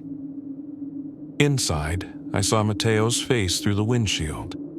His mouth was open in a silent cry. He looked at me with a terror I never want to see again. His small hands were on the steering wheel, hitting the horn. I ran faster. My key fob shook in my hand. I pressed the unlock button over and over. The car beeped once. The creature moved. It did not jump over me. It did not attack. It simply pulled itself away from the car, turn by turn, those long fingers scraping the ground. The scraping sound was clear again. It started circling the car, slow, feeling the metal with the tips of its limbs, like a blind spider testing a cage. I reached the driver's door and opened it. Mateo launched himself into my chest. I grabbed him, almost crushing him. His heart raced against mine. "Where's Mom?" he cried. I did not answer. I threw him into the back seat, slammed the door shut, and jumped behind the wheel. My hands trembled so much I almost dropped the keys. From the corner of my eye, I saw the creature stop at the rear of the car. Its head tilted in that same slow, curious way. The trail of dark moisture it left on the pavement shone under the bad light. I turned the engine. For a second, nothing happened. Silence. I thought about that metal door in the back of the bathroom, about the trail on the ground, about how long Anna had been inside. The engine roared to life. I put the car in gear and accelerated. The tires squealed. For one breath, I felt a soft bump, like rolling over a heavy hose. I did not look in the mirror. I did not want to know if I'd driven over it or if it had moved aside. We flew out of that rest area, back onto the highway. I did not stop again until we reached the next town. We told the police that Anna had disappeared at a rest area. They asked questions. They looked at me with doubt. They went there, they said, with patrol cars and dogs. They found nothing. No sign of struggle, no blood, no dark trail on the ground, no creature. The only strange detail they mentioned was this: that rest area was not on their list. There had been one in that spot years ago, but it had been closed after some incident. They did not say what kind. The old signs should have been removed, they said. There should have been orange cones blocking the exit. They promised they would check with the department. I know what I saw. I know where we stopped. The map on the board, the painted face, the dirty bathrooms, the smell, the thing crawling on the ground like something that does not belong to the dry desert. My son remembers the horn, the shape at the window, his mother going into the bathroom and never coming back. Since that night, I don't work at the warehouse anymore. I could not keep pretending that life was normal. I spend the days looking for jobs that don't involve highways. I wake up at dawn with the taste of dust in my mouth, hearing that scraping sound in my head. We stayed in the States because we had nowhere else to go, but I no longer drive at night. And when I see a sign that says rest area 1 mile without a name, I do not stop. I grip the wheel and keep going, even if my eyes burn and my back hurts and my bladder's about to explode. Sometimes, when we pass some exit with no lights, Mateo asks in a small voice, "Dad, that's not where Mom stayed, right? I always tell him no, even when something inside me whispers that all those nameless exits are the same place somehow. A place that waits. A place that does not forget who has stopped there. If you ever drive through the Utah desert at night and you see a rest area that is not on your map, with more shadows than light, and a bathroom with a metal door on the back, please, for your sake, keep driving. You may think you need a break, but there are things on those roads that are also waiting for a break, and they will not give you back what they take. The well on Cerro Rojo. Good night, Senor Williams. Please keep my name off the air. You can call me Raul. I served as infantry in the Mexican Army, in a battalion that worked mostly in the north near the border. What I'm going to tell you happened in 2016, during an operation in the desert of Coahuila. It wasn't in a war zone like people ven on the news, but for us, that place felt like one. I joined the Army when I was 20. Back then, I thought the uniform was going to arreglarme la vida. Food, roof, a paycheck on time. My father had died from cirrhosis, and I was the oldest of 3 brothers. I swore I was never going to end up like him. Drunk, useless, yelling in the house for no reason. At first, things went well. Routine, guard duty, patrols. Then coma. In 2015, my younger brother Oscar enlisted too. He said he wanted to be like me. That day I felt orgulloso, but at the same time a knot stayed under my ribs. I knew what I'd seen in the streets, in the ranchos, in the raids. Oscar had soft eyes. He still laughed por cualquier cosa. He didn't have callous in the soul yet. 8 months later, they sent us together to a mission that ended badly. I won't give details, just that we were ambushed near a village, and one of the casualties was him. The official report said crossfire. Inside of me, the report read, "You failed him." They gave his flag to my mother, and I had to keep standing like a statue, stiff, while she screamed my name, not his. After the funeral, I started to sleep mal. At night, before closing my eyes, I would see the last time I had turned my back on him. I kept thinking I could have done one step more, one turn more, one shot more. When they sent me again to the north months later, I accepted. Part of me wanted any excuse not to see the empty chair at my mother's table. Part of me quería morirme también. The operation in Coahuila was simple on paper.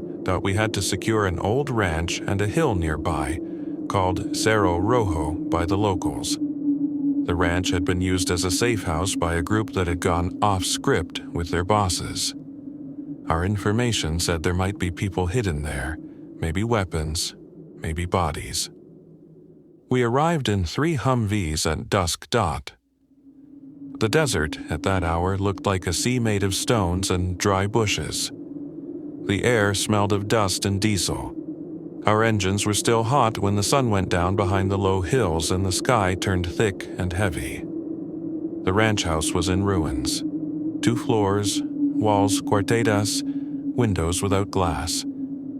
There was also a small chapel half collapsed and, behind it, a concrete ring. An old well dried out, according to the engineer that came with us. The water level was long gone. Our captain gave quick orders. First squad, clear the house. Second, check the storage rooms and the corral. Third, that was us, you take the hill. We need eyes up there tonight. We climbed Cerro Rojo, carrying our rifles, helmets, night vision, and a portable radio. The hill wasn't so high, but the slope was steep and the dirt loose. Each step made stones slide. I felt my boots heavy. I was already tired before starting my turn of guard. At the top there was an improvised lookout, a ring of sandbags, a metal mast with an old antenna, and a small concrete slab where maybe before they had put some kind of tank. You could see the road in one direction, the dark line of the ranch at the foot of the hill, and farther away, only desert. We settled with our backs to the sandbags. My partner that night was Ortega, a guy from Veracruz who never shut up. He spent the first hour talking about seafood, his ex, his kids, everything at once. Down at the ranch, lights from generators flickered dot. The air was warm. Too warm for night. My uniform stuck to my back with sweat. The radio gave short bursts of voices.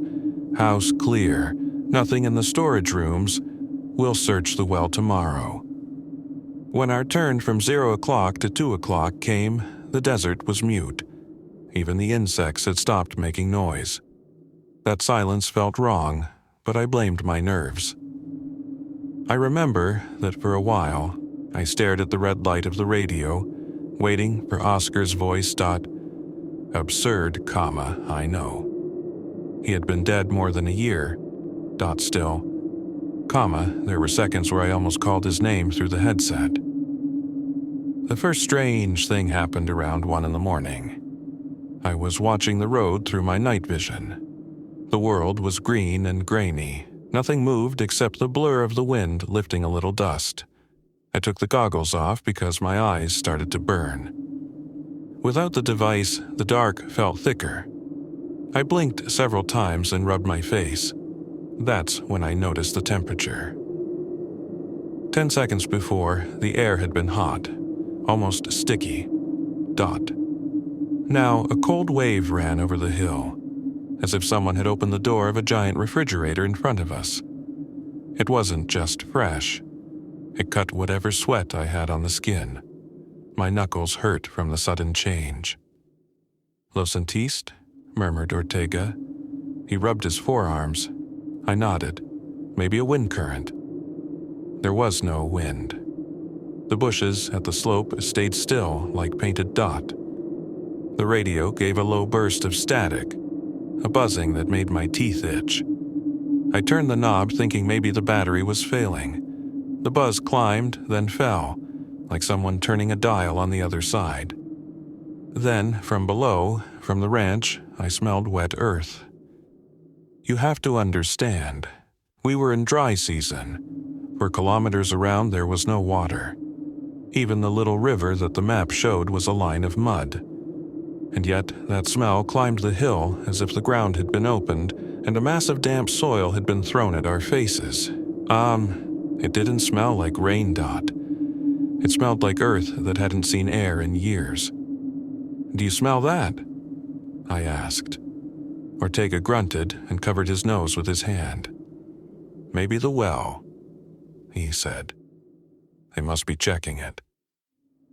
But in the radio, no one reported anything. The lieutenant down there had orders to inform any movement, any discovery. The channel stayed silent except for the buzz. We looked toward the ranch. From our position, we could see the concrete ring of the well, a pale circle behind the chapel. No one stood near it. No lanterns, no helmets, no movement. And still, the smell of wet soil came and went in waves. After a few minutes, the temperature rose again. The radio calmed, the smell faded. Ortega and I exchanged a look, one of those that says, "Let's not talk about this right now." Each of us returned to his sector. I tried to convince myself that it was la mente jugando me sucio that I hadn't slept well in months, that I had my head full of ghosts, that the hill was just a hill. For about 20 minutes, nothing else happened. Then we heard the footsteps. At first, I thought it was our relief climbing the slope. Footsteps of soldiers are easy to recognize. You get used to the rhythm, gravel, equipment, the little clink of metal. The problem was that the sound didn't come from the side of the path. It came from behind us, from the inner side of the hill, where the slope fell almost vertical. Imagine a cone. We were on the edge, behind us. The ground dropped in a kind of cliff, full of loose rocks. Nobody used that side, it was too steep. And yet, we heard them dot step, stone sliding, step again, closer. Ortega raised his rifle and pointed in that direction, but there was nothing to see, only the black contour of the hill against the sky. I set my rifle too without having where to aim. "Stop messing around, cabrones," Ortega called out. "If you want to scare us, it's not funny." No answer. The steps stopped. The radio hissed, and the voice of the lieutenant reached us, distorted. "Post Cerro Rojo, report." "Everything normal, mi teniente," I said, pressing the button. No movement. Ortega turned his head to look at me. There was sweat on his forehead again, in spite of the cool air. I had lied almost without thinking. Everything normal. If I reported what we had heard, I knew what would come next. Burlas, jokes, maybe a report saying I wasn't fit for night duty. So, I shut up. I told myself it had been some rock falling by itself. An animal, whatever. We stayed like that until 2, when our relief finally came dot. On the way down, Ortega tried to make jokes about ghost goats and stuff like that, but his smile was forced. I could tell he had heard those steps as clear as I had. At the foot of the hill, near the ranch, the smell of wet soil was stronger. No one else mentioned it. The next day passed between heat, dust, and orders dot.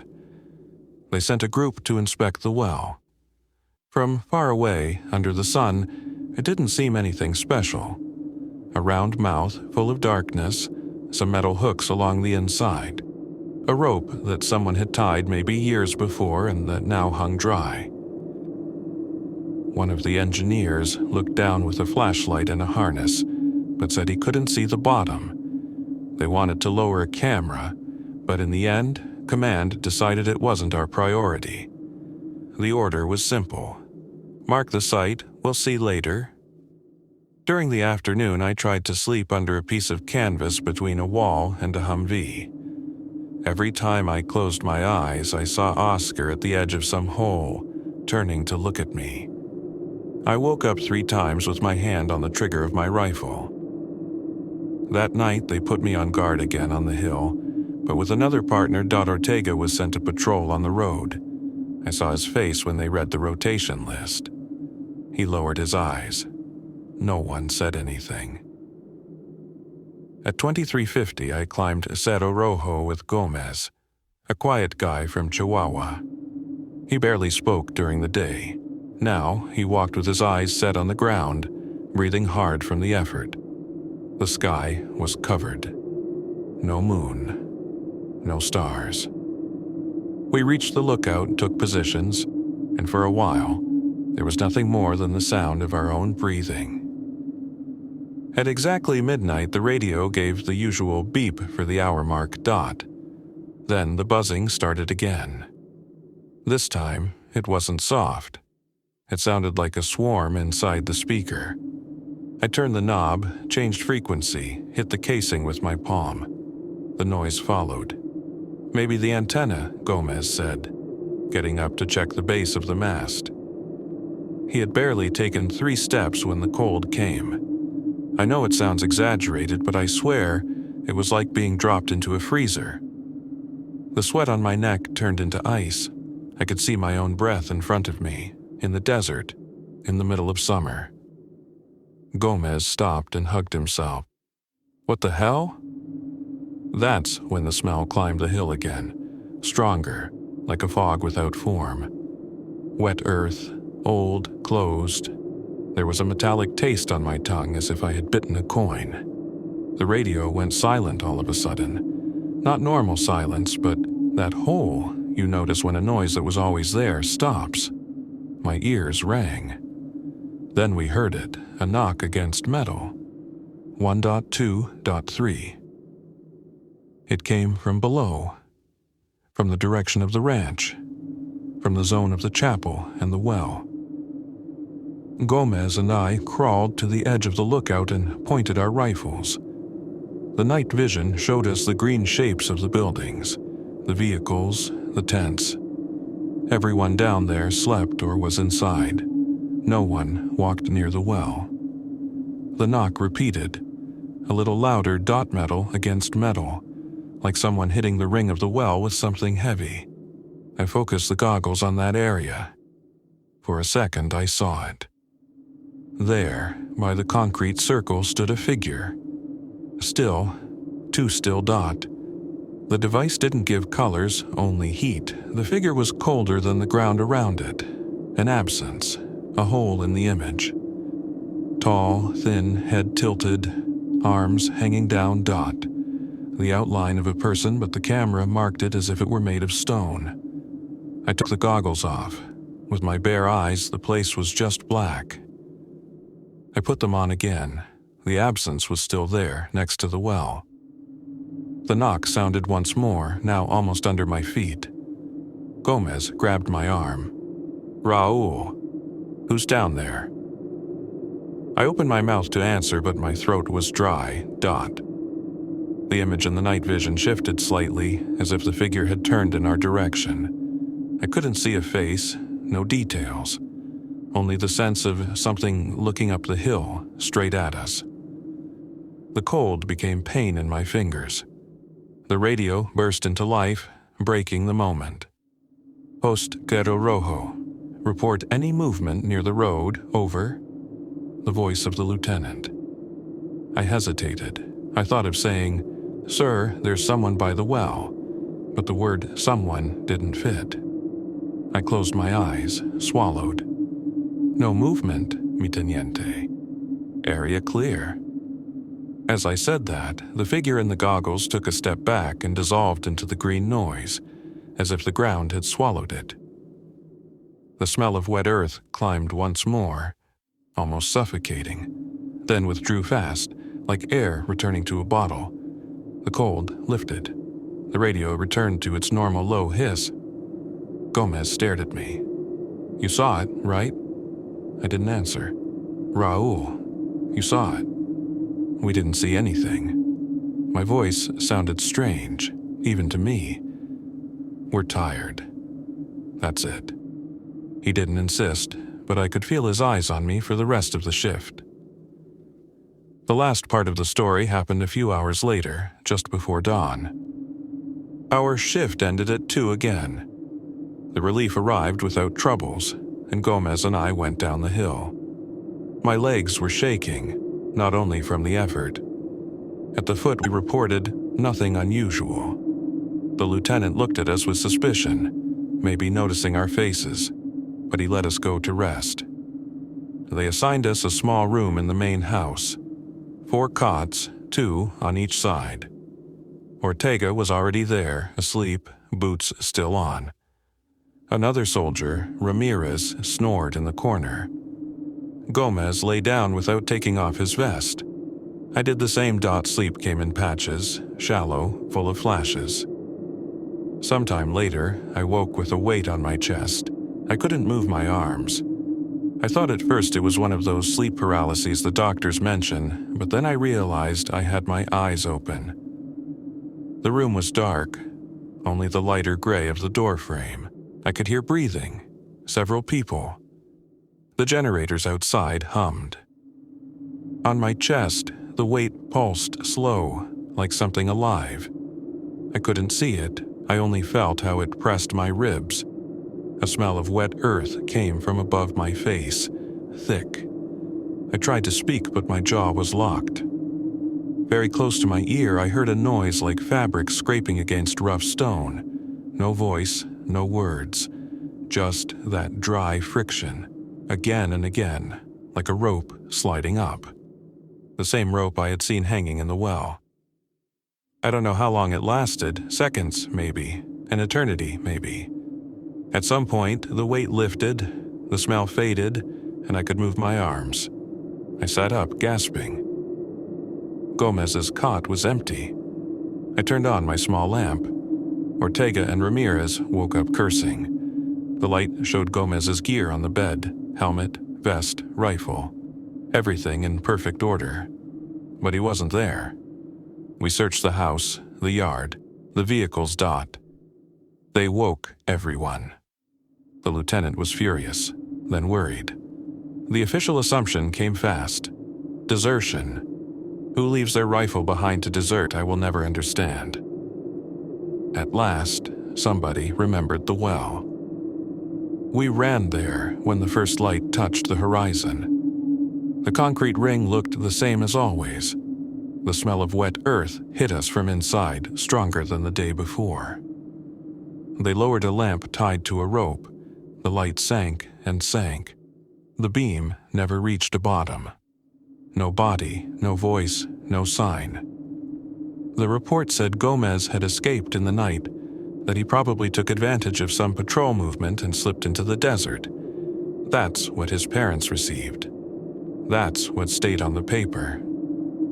But I remember his equipment on the cot, perfectly aligned. I remember the weight on my chest, Dot, and when I think of the rope sliding near my ear, my hands start to tremble. I finished my service a year later. I asked for my discharge before they sent me again to the north. Officially, I left for family reasons. The truth is that I couldn't stand wells anymore, nor hills, nor the smell of wet soil in a dry place. Sometimes, in my mother's house, the pipes make noises at night. Old building, oxidized metal, that's what everyone says. I don't argue. But when that happens, I lock my jaw, hold my breath, and count slowly until the sound stops. I still dream of Cerro Rojo. In the dream, the well is not in the ranch, but in the middle of my childhood patio. Oscar stands on one side, Gomez on the other. Both have that still pose. Too still, head tilted. They don't say a word, they just look at me. And behind them, from inside the well, climbs the smell of earth that hasn't seen light in a long time.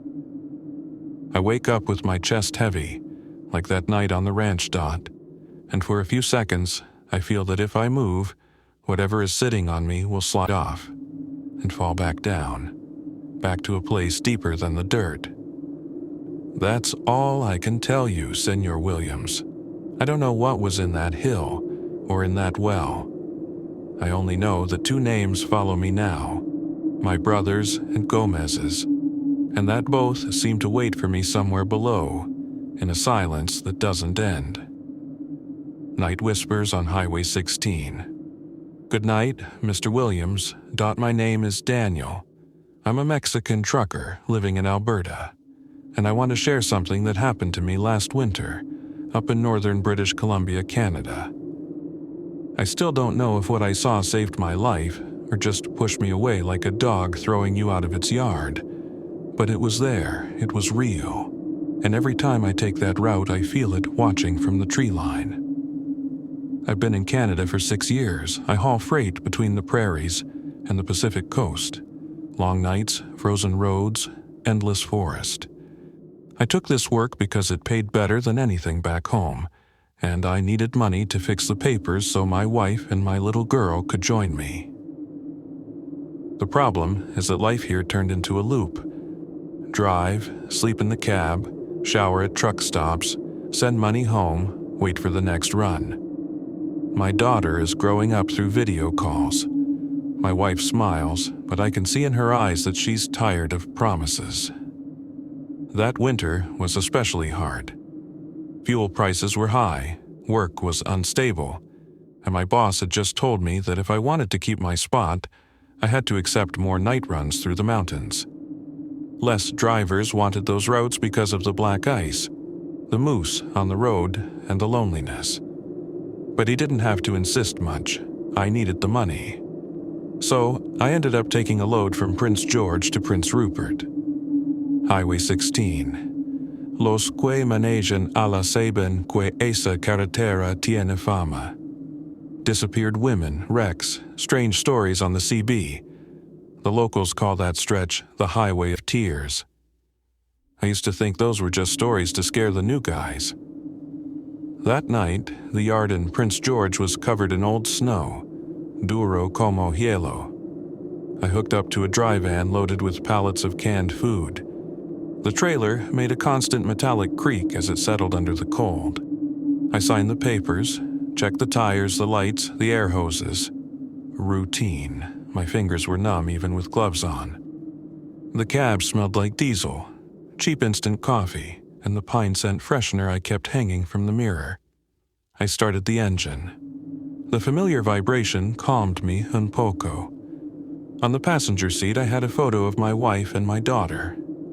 I always put it there like they were riding along. I left the yard around 10 at night. It was already dark, with that kind of darkness you only see where there are no cities nearby. Just the beam of my headlights cutting through the air and a strip of asphalt in front of me. The first couple of hours were normal. A few other trucks on the radio, some local chatter in English, sometimes in native languages I didn't understand. Someone made a joke about Sasquatch crossing ahead when the road sign warned of wildlife. Laughter. I smiled, but to be honest, I didn't even know exactly what Sasquatch was, just some big hairy creature people talked about. I remember I turned down the radio after that. I wanted silence. My mind was far away, thinking about numbers, how much I owed immigration, what I still had to pay for the truck lease, how much more I needed so my daughter could come study here. That weight presses on you louder than any engine. As I climbed into the hills, the road narrowed and forest got closer, almost glued to the shoulder. The trees, tall and dark, formed a tunnel around the highway. Snowbanks rose like walls on both sides. The sky was dead, no stars, no moon. Only that gray-black color that eats the horizon. At some point, I noticed the heater was struggling. I had it on high, but my hands were getting cold on the wheel. I glanced at the dash, temperature normal, everything in green. I turned the knob back and forth. The air coming out was warm, but the cab felt colder and colder, like someone had opened a door that I couldn't see. I pulled one glove off to rub my fingers and realized I could see my breath inside the cab, a thin steam cloud every time I exhaled. That wasn't normal. I checked the passenger window. A thin layer of frost was spreading from the edges toward the middle, like it was freezing from the outside in. I frowned and looked at the driver's window. Same thing. Crystals forming little paths on the glass, crawling. I told myself it was just the difference in temperatures between inside and outside. Nothing more. I've seen worse in Saskatchewan. I pushed the thought away and focused on the road. The only sound was the engine and the hum of the tires over the packed snow. Even the radio had turned to static, like the signal got swallowed by the trees. Kilometers passed. The forest seemed macerado.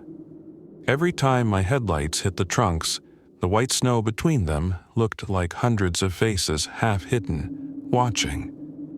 I felt something then. Not a sound, not a sight. A presence. That feeling you get when someone stands behind you in a quiet room. The hairs on my neck rose. My right hand tightened on the wheel until my knuckles hurt. I forced myself to look at the mirrors. Nothing. The road behind me was empty. No headlights in the distance. No animal crossing. Just dark asphalt and the faint reflection of my own lights. I was about to turn the radio back on when something hit the trailer. A deep thud from the left side, like a huge rock or a tree trunk slamming against the metal. The whole rig shuddered. I yanked the wheel just a little to keep it straight. My heart jumped. "Damn ice chunk," I muttered, but my voice sounded weak. Sometimes snow and ice fall from the rocks at the side of the highway, slide down and slam into the trailer. It happens. Logical. I wanted to believe that. A few seconds later, it happened again. This time, the hit came from the right side, towards the rear. Not as strong, but clear enough. It wasn't the sound of rock. It was more hollow, like something heavy had slapped the side of the trailer with an open hand. I slowed down a bit. My eyes darted from mirror to windshield to the gauges and back. It crossed my mind to pull over, check the tires, the coupling, everything. But the idea of stepping out into that dark forest, alone, with that strange cold in the cab, made my stomach twist. Then I saw the tracks. In the mirror, as my trailer passed, my taillights lit up the road behind me in a patch of snow on the shoulder. There, clearly marked, crossing from the forest to the asphalt, were footprints. Not deer tracks, not bear tracks. Footprints. 2 lines of enormous, almost human shapes, one after another, stepping out of the trees and over the guardrail like it was nothing.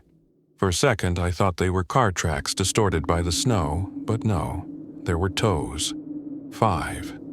And the stride between one and the next was huge, much longer than the distance my own legs could manage. I pressed the brake a little more. My pulse hammered in my ears. I looked forward again. The road curved gently to the left, disappearing into the dark. The frost on the windows thickened. My breath came out faster, visible in the air. "You're tired, Danny," I told myself in Spanish. "Calmate. You're just tired." But I knew what I had seen. A few kilometers ahead, the CB crackled to life at last. A voice with a Canadian accent came through, tense. "Westbound, you hearing this? They're closing down past Terrace. Avalanche risk near the pass. You boys might want to hold back or find a logging road to wait it out." I grabbed the mic. "Copy that," I answered. "I'm westbound, about, 2 hours from there. You saying they're closing the whole thing?" "Yeah, Bud. Heard from a friend with highways. You get to marker 312, there's an old service road on the right. Some guys park up there and nap till morning." "Thanks," I said. My voice cracked. I kept rolling. My mind was now split between the closure, my schedule, the weird cold, and those prints on the snow. The boss would not be happy if I arrived late, but it was better than getting caught in an avalanche. A while later, I saw the reflective marker. 312. Just like the guy on the radio said. On the right, half buried in snow, a sign with shot holes pointed toward a narrow access road. Almost hidden. Just 2 lines of tire tracks from some pickup already filling with new snow. I slowed and turned in. The difference was instant. The highway noise faded. Trees closed in on both sides closer than before, their branches heavy with snow. The road was barely wide enough for my truck. No lights, no houses, no passing cars. Only my headlights sweeping slowly over white and shadow, and the crunch of snow as the tires bit in. Sad. I drove in about 300 meters until the space opened into a small clearing where heavy machinery probably parked during the summer. It was empty now. Just flat snow and a cut edge of forest around it. I turned the wheel, lined up the truck facing back toward the exit in case I needed to leave fast. I set the parking brake. The engine's idle throbbed gently. The cab lights cast a weak glow over my hands. I checked the time. Almost 2 in the morning. My plan was simple. Set an alarm for 6 a.m., rest a little, then get back on the road when they opened it or found an alternate route. I turned off the headlights, leaving only the dash lights. The darkness outside was almost solid. That's when I noticed the smell. At first, it was faint, like wet dog. Then it got stronger, pushing through the vents. A mix of damp fur, earth, and something spoiled. Not exactly garbage, not exactly animal. Something in between. It filled the cab slowly, fighting with the pine freshener until that stupid little tree hanging from the mirror smelled like a joke. I frowned and checked my boots. Sometimes you step on who knows what in a rest area. But the rubber was clean, just some snow that had already melted. I thought maybe a moose or a bear was passing near the truck. They sometimes wander into these clearings. I turned the headlights back on. The beams washed over the snow in front of the truck. Empty. No movement. only flakes falling, slow and soft. I leaned forward, squinting toward the tree line. Nothing. The smell got stronger. Without really thinking about it, I decided to jump down and check the trailer anyway. Maybe one of the pallets had shifted, or a strap had come loose.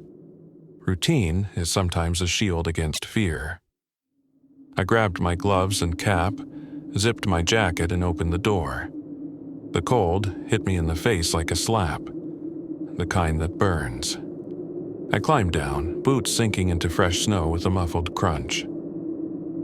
The air outside was silent. Not silent like a quiet neighborhood. Silent like a place where nothing wants to make a sound.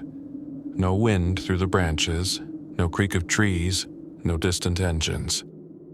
Even my own steps sounded too loud. I walked along the driver's side toward the rear of the trailer, the beam of my small flashlight dancing over the white ground in the side of the truck.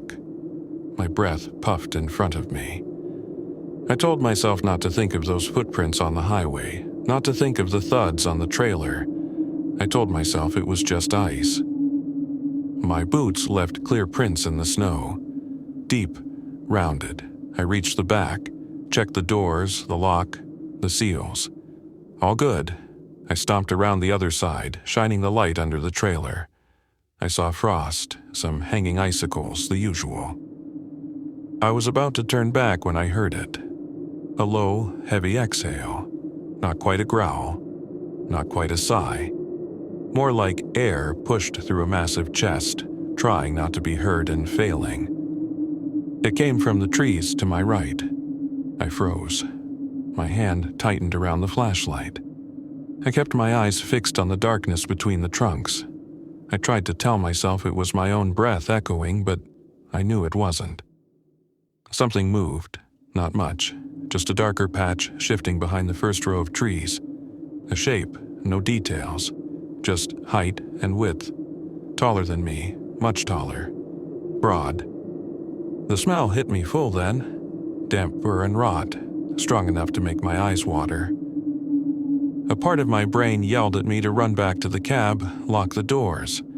Another part said that if I ran, whatever was there would chase. I stood there, in that stupid, empty clearing, in the middle of nowhere in Canada, with a little flashlight as my only defense, and I did the only thing I could. I pretended not to see it. I turned slowly, forcing my legs to move calmly, and started walking back toward the cab. Step by step, my back itched, waiting for something to grab me. I didn't look over my shoulder. I reached the fuel tank, grabbed the handle, and climbed up as fast as I could without actually running. I shut the door, locked it, and my hand shook as I turned the key in the ignition to bring the engine up from idle. Nothing happened. The dash lights flickered once and went out. The engine died. The hum that had been with me all night disappeared, como si alguien hubiera cortado un cable. The silence that followed was worse than any noise. The cab was dark, except for the faint green of the clock, which blinked once and then went off too. The heater stopped. The cold rushed in like water. My breath came out fast now, forming clouds in front of my face. In that fragile darkness, every sound was magnified. I heard the ticking of metal cooling, the faint rustle of snow sliding off the mirrors. And then, another sound. Snow compacting next to the truck. One step dot. Pause dot. Another step. Whatever it was big. Heavier than a man. Not as heavy as the truck, of course, but heavy enough that each step made the suspension creak a little. The smell filtered in again. Thick, as if the creature had stuck its face right into the vent. I didn't move. My hands gripped the wheel so hard they hurt. My eyes stared straight ahead, fixed on the faint outline of the hood. Snow crunched just under the driver's door. Something was standing below me. For a few seconds, there was no sound at all. Only my own heart beating loud enough that I could hear it in my ears. Then I heard scratching. Not like claws trying to tear metal, more like fingers sliding along the door, feeling the shape. Testing. The truck swayed slightly as if something had leaned a shoulder against it. I felt it through the seat. A gentle push that still moved several tons of steel. I refused to look. I was afraid that if I looked, I would lock eyes with whatever was there, and something inside me would break. There was a soft bump by the window, a heavy weight resting against the glass. I could see only a dark mass, inches from my face, but no details. Then, slowly, a large shape spread against the side window. I saw it in the faint starlight that reflected off the snow outside. A hand, or something like a hand. 5 thick digits splayed wide. The palm alone was almost as big as my head. It was not bare skin. It was covered in coarse, dark hair, matted with moisture. Between the strands, I could see patches of skin, grayish, rough. The fingers ended in thick, blunt nails, not long claws, but heavy enough to crush bone. The hand slid down the glass, leaving a smear of wet dirt and hair behind. I don't know how long that thing stayed there. Time stretched. It could have been 10 seconds or a minute, long enough for every second to carve itself into my memory. Finally, the pressure on the door eased. The truck straightened a little as the weight moved away. Footsteps crunched in the snow again, circling toward the front. Against every instinct I had, I risked a look through the windshield. For a heartbeat, I saw it. It stood about 3 or 4 meters in front of the truck, at the edge of the headlight's ghostly glow. Even in that dim, washed-out light, it towered over any man. Its body was wide, thick, covered in long hair that hung in clumps. The shoulders looked almost too broad for the rest of it. The arms were long, reaching past its hips. The legs looked powerful, planted deep in the snow. I couldn't see its face clearly, but I caught a glimpse of 2 small glints where the eyes should be, reflecting whatever little light there was. Not shining like a predator, not glowing red or anything like that. Just 2 cold points that looked straight into the cab. We stared at each other. Then the truck died even more, if that's possible. Every remaining light went out. For a full second, everything was completely black. The creature, the trees, the snow, the dash, nothing existed. When the lights came back on with a weak flicker, the clearing was empty. No figure at the front, no hand at the window. Nothing but my own tire tracks, and beyond them, the untouched snow. The engine coughed once, twice, then roared back to life as if someone had turned a key I couldn't see. The heater came on in a rush of air, warm this time. The frost on the windows started to retreat. I didn't think. I just released the brake, threw the truck into gear, and rolled out of that clearing as fast as I dared without getting stuck. The tires spun once, caught, and we surged forward. Back on the highway, I accelerated more than I should have over that icy road. My hands were still shaking on the wheel, my mouth was dry. A part of me expected the creature to step out in front of the truck and stop me like it had stopped the trailer with that hand. It didn't. I drove until the first brake check stop, where another trucker was parked, lights on. I pulled in next to him, killed the engine, and just sat there trying to breathe. The guy came over, his breath steaming in the air. "You okay, man?" he asked, his accent pure northern BC. I hesitated. I wanted to ask him if he'd ever seen something in the tree line, if he believed in Sasquatch, if he'd ever found handprints on his rig that didn't make sense. Instead, I just said, "Yeah, just tired." He nodded, lit a cigarette, and looked toward the dark forest. "They just closed the road past the pass," he said. "Big slide took out part of the old service road, too. Lucky you didn't go deeper up there. Some guys do that and never come back until morning. Or at all." His words hit me like another slap. I pictured that narrow road, the clearing, the hills around us. Snow loaded on the slopes, ready to fall. If I had kept going instead of stopping near the entrance, maybe I would have been trapped under tons of snow and rock.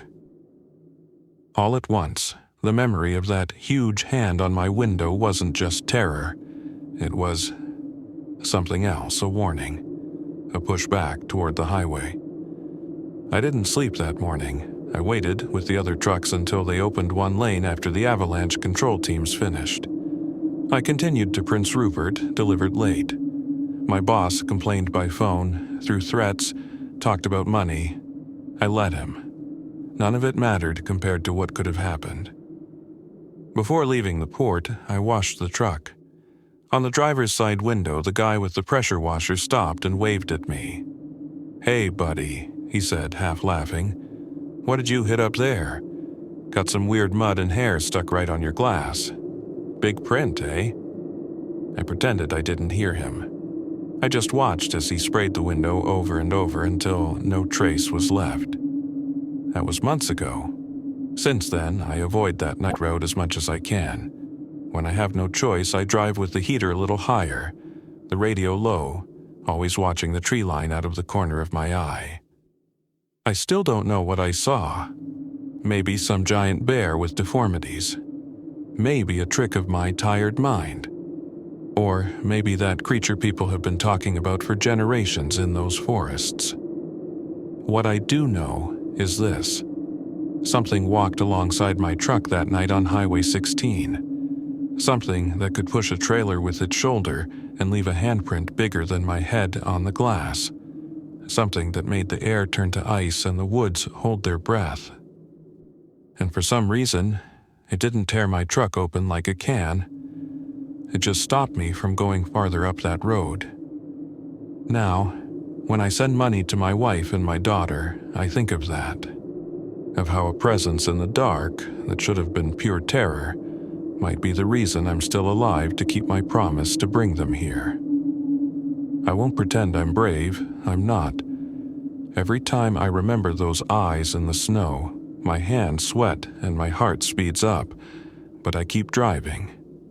Because that's what I know how to do. And because on those lonely stretches of Canada, you learn that not everything out there wants you dead. Some things just want you to stay out of their territory, or away from paths that will bury you.